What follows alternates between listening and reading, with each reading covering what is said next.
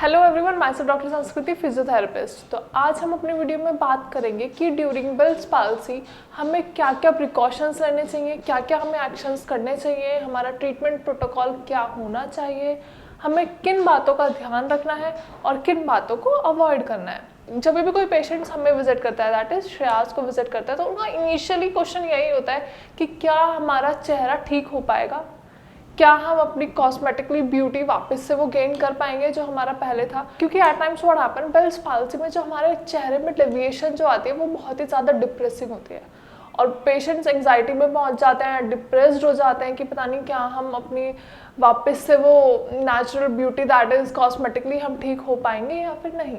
तो आज मैं अपनी वीडियो में यही बात करूंगी कि कौन कौन से पॉइंट्स हैं जिनका आपको ध्यान रखना है और कौन कौन सी चीज़ें हैं जो वो आपको अवॉइड करनी है। अब हम अपनी वीडियो को डिवाइड करते हैं दो सेक्शन में, that is dos and don'ts. तो हम सबसे पहले बात करेंगे डोंट्स के बारे में कि मतलब हमें कौन कौन सी चीज़ों का ध्यान रखना है जो हमें नहीं करनी है। Now the first point is too much of the stress and anxiety.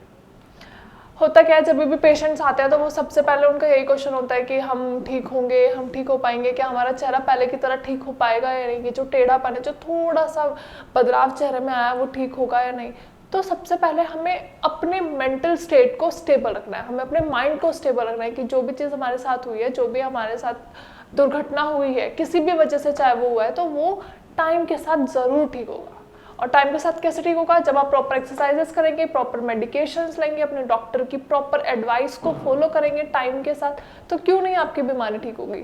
तो आपको करना क्या है, बस आपको थोड़ा सा स्टैटिक रहना है, थोड़ा सा काम रहना है कि जो भी मेरे साथ प्रॉब्लम हुई है, whether it is regarding anything, चाहे वो किसी भी वजह से हुई है, कैसे भी हुई है, बट वो ठीक ज़रूर होगी। तो आपको स्ट्रेस नहीं लेना है, एंग्जाइटी नहीं लेनी है, डिप्रेस नहीं होना है ये सोच के। इनफैक्ट आपको करना क्या है, किसी भी बात को लेके परेशान होने की बजाय आप उस बात का हल ढूंढोगे, है ना। तो आपको ध्यान ये रखना है कि मुझे उस चीज़ को लेके सोचना नहीं है, बल्कि मुझे ये ध्यान रखना है कि मैं ऐसा क्या करूँ जिससे मेरी परेशानी ठीक हो जाए। तो बेल्स पाल्सी के केस में आप क्या कर सकते हो? Exercises, medications and proper rest. तो एंग्जाइटी और डिप्रेशन की तो जगह ही नहीं बची, तो आपको वो चीज़ अपने माइंड में लेके ही नहीं आनी कि हाँ मुझे ऐसा भी कुछ सोचना है। Now the second point is too much of the facial exercises.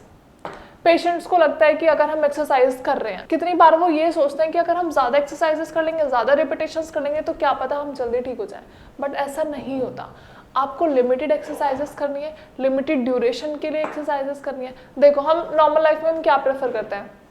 Quality prefer करते हैं। तो आपको एक्सरसाइजेस करनी है, लेकिन क्वालिटी के साथ करनी है। ये नहीं कि क्वांटिटी बढ़ा देनी है। ज़्यादा एक्सरसाइजेस करने से कुछ नहीं होगा।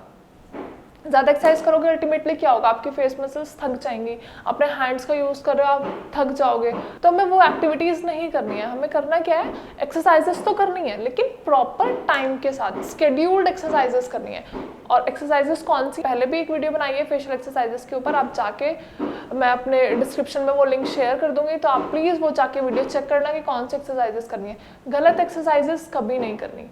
गलत एक्सरसाइजेस करोगे तो प्रॉब्लम डिटोरिएट होने के चांसेस ज़्यादा हैं कंपैरेटिवली आपकी प्रॉब्लम ठीक होने के। Now the number third is too much use of that electrical stimulation. At times क्या होता है, पेशेंट्स को लगता है, जनरली हमारे इंडियन सोसाइटी में ये लगता है कि अगर हम ज़्यादा मशीन लगाएंगे, ज़्यादा मोडालिटीज़ लगाएंगे, तो क्या पता हमारी प्रॉब्लम जल्दी से ठीक हो जाएगी। But that is not the cure. आप मैनुअली जितनी चीज़ों को ठीक कर सकते हो, वो मोडालिटीज से उतना ज़्यादा अच्छा रिजल्ट आपको नहीं मिलेगा। इलेक्ट्रिकल स्टिमुलेशन एक मशीन का नाम है जो हम लगाते हैं बेल्स पाल्सी के पेशेंट्स में। लेकिन वो कब लगाते हैं? मशीन का यूज़ हम जब करते हैं जब हमारी मसल्स की मूवमेंट बिल्कुल निल हो, कोई एक्शन ही नहीं है, कुछ भी नहीं है। लेकिन अगर थोड़ा सा भी कॉन्ट्रैक्शन हो रहा है, थोड़ी सी भी फ्लिकर मूवमेंट्स हो रही हैं, तो why to use machine. Machine का यूज़ हमें अवॉइड करना है, हमें ज़्यादा से ज़्यादा एक्सरसाइजेस करनी है। हाँ, मैं ये नहीं कह रही कि आपको मशीन नहीं लगानी, मशीन आप लगा सकते हो, लेकिन कब लगाओगे? जब आपके फेस पे बिल्कुल एक्टिविटी ही नहीं है, आप कुछ भी मूवमेंट नहीं कर पा रहे हो, बिल्कुल भी आपकी कोई भी मसल मूवमेंट है ही नहीं, तो आप मशीन भी लगाओगे। बट अगर थोड़ा बहुत मूवमेंट है, आप एक्शंस कर पा रहे हो, आप एक्सरसाइजेस कर पा रहे हो फेस के, जैसे जो भी मैंने एक्सरसाइजेस पहले भी वीडियो में बताई है, लाइक दिस, आप आईब्रो रेज करनी है, नोज फ्लेयर करनी है, आई ओपनिंग और आई क्लोजिंग जो करनी है, ये अगर आप कर पा रहे हो तो मशीन का कोई रोल है ही नहीं, तो आपको मैनुअली आप जितना कर सकते हो वो चीज़ें आप करोगे। Now the next point is, आप सभी को पता है बेल्स पाल्सी के जितने भी पेशेंट्स हैं उनकी आई में हमेशा ड्राइनेस रहती है, हमेशा खुजली लगती रहती है, हमेशा ड्राइनेस होती है, इचिंग रहती है। तो आपको ज़्यादा एसीज और ज़्यादा हीटर्स में बैठना अवॉइड करना है। हीटर्स और एसीज में बैठोगे तो क्या होगा, अल्टीमेटली वापस से वो ड्राइनेस ही तो कॉज करते हैं, तो आपकी आई को और ज़्यादा ड्राई करेंगे, जिसकी वजह से आपको एसीज और हीटर्स को अवॉइड करना। नेचुरल एयर लीजिए, कूलर्स यू कैन यूज़ या फिर नॉर्मल फैन या फिर रूम टेम्परेचर, लेकिन एसीज और हीटर्स का थोड़ा सा यूज़ आपको अवॉइड करना है कुछ टाइम के लिए। चलिए ये तो बात हमने कर ली डोंट्स की, अब हम बात करेंगे डूस की, मतलब दैट इज जो चीज़ें हमें करनी है, जिन चीज़ों का हमें ध्यान रखना है और एट टाइम्स रिपीटेडली हमें वो चीज़ें करनी है। तो वो कौन सी चीज़ें हैं? एक्सरसाइजेस करनी है लेकिन ज़्यादा नहीं करनी। लाइक सपोज आपने एक्सरसाइज स्टार्ट किया तो किसी भी एक्सरसाइजेस के आपने 5 रिपीटेशंस कर लिए और 3 सेट्स कर ली, बहुत ज़्यादा इनिशियली, तो आपको स्टार्टिंग से धीरे धीरे ग्रेजुअली आप इंक्रीज करोगे कि हाँ आज मैंने 5 एक्सरसाइजेस कर ली, मुझे कोई इशू नहीं हुआ, तो नेक्स्ट टाइम आप 7 इंक्रीज कर दोगे। तो आप धीरे धीरे gradually you can increase the number of exercises और number of repetitions. Now the second point is facial massage. Facial massage के ऊपर भी मैंने अपनी एक वीडियो बनाई हुई है, तो आप प्लीज़ जाके वीडियो चेक कर लीजिए कि क्या सही पैटर्न है फेशियल मसाज करने का।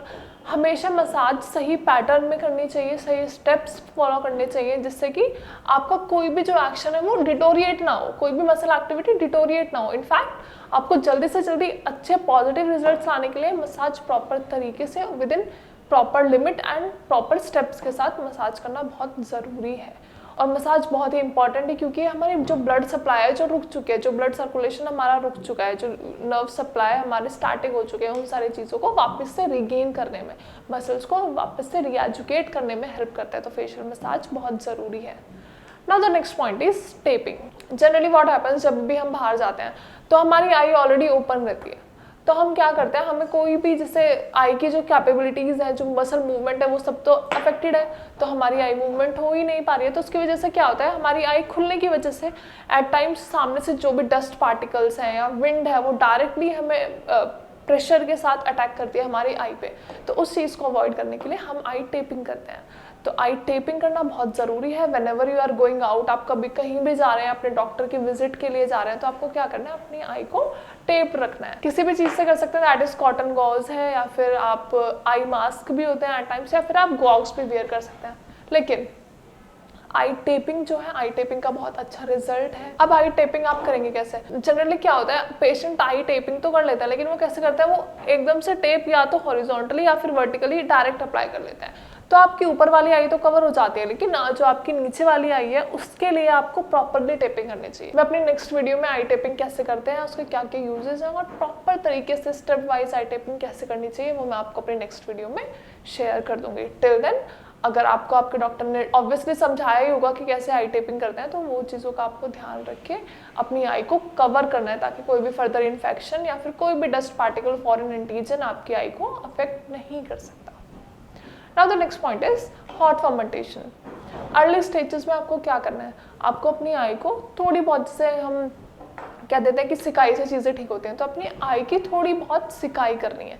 तो आप कैसे करोगे, कोई भी कॉटन का स्वैप लेना है या कुछ भी लेना है, थोड़ा सा हीट किया और अपनी आई के ऊपर प्लेस कर लिया, उससे आपको आराम भी मिलेगा और आपकी जो सप्लाई है, जो नर्व सप्लाई, ब्लड सप्लाई जो रुक चुके हैं, वो वापस से रीएजुकेट होगी और वापस से अपने एक्शंस परफॉर्म करेगी। तो आप थोड़ा सा हॉट फर्मेंटेशन यूज कर सकते हैं। Now the next point and the main important point is stretching of the normal side.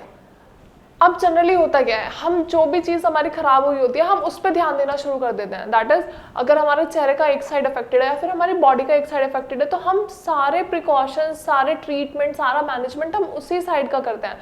लेकिन जो हमारी नॉर्मल साइड है हम उसे भूल जाते हैं, क्योंकि हम सोचते हैं कि हमारी नॉर्मल साइड तो ठीक है ही, तो उस पर क्या करना। लेकिन अगर आप खराब चीज़ को ठीक कर रहे हो तो आप सही चीज़ को भी ठीक रखने के लिए एक्शंस परफॉर्म करोगे। तो दैट इज, अगर बेल्स पाल्सी में अगर आपका एक साइड का चेहरा अफेक्टेड है तो सारी एक्टिविटीज़ आपको एक साइड के चेहरे की नहीं करनी है। इनफैक्ट आपको दोनों साइड का फेस इक्वली मैनेजमेंट के साथ डील करना है।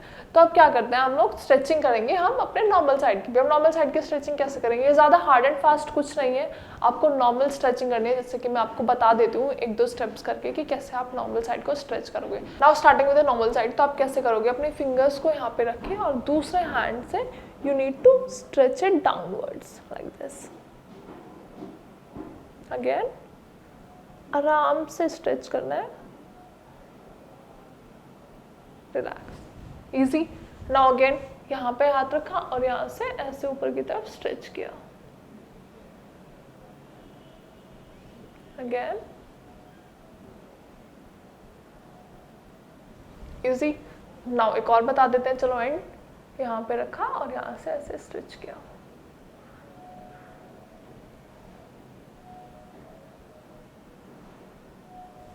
That's it, easy. तो आपको यही करना है. आपको अपने अफेक्टेड साइड पे तो ध्यान देना ही है, वहाँ पे सारी मसाज, सारी एक्सरसाइजेस, फर्मेंटेशन, टेपिंग, ये सब चीज़ें करनी है. लेकिन जो आपकी नॉर्मल साइड है आपको उसका भी तो ध्यान रखना है, ताकि आपकी जो सिचुएशन है वो डिटोरिएट ना हो.